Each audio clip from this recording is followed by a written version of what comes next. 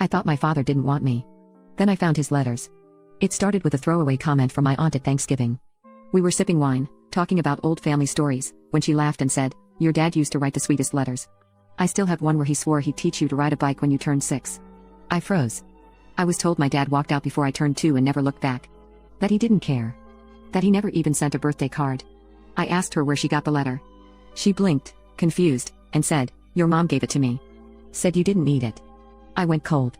That night, I confronted my mom, gently at first, just asked if dad ever tried to reach out. She scoffed. Said I was being dramatic. Said he sent one letter maybe, but it was years ago and full of lies. But something in her voice cracked. A twitch at the corner of her mouth. I knew her too well. She was hiding something. So I waited until she was out one afternoon and went searching. In the back of her bedroom closet, inside an old shoebox, I found them. Dozens of envelopes, all addressed to me. My name in the same slanted handwriting, over and over. Postmarked from different cities all years apart. Only some were open. I read the first one. He wrote that he missed me. He hoped I still liked peanut butter and banana sandwiches and he was moving, but would keep sending letters in case one made it through. They spanned decades. Every birthday. Every Christmas. He included a photo of himself outside a bodega store which he had bought. He bought it hoping to prove he could financially take care of me, and would continue to send me mom money to take care of me. My mom never mentioned any money. In another letter he said he hoped one day I'd walk in, and he'd recognize me instantly. I felt like my chest had been hollowed out. I didn't cry, I just sat there, shaking, reading every single letter.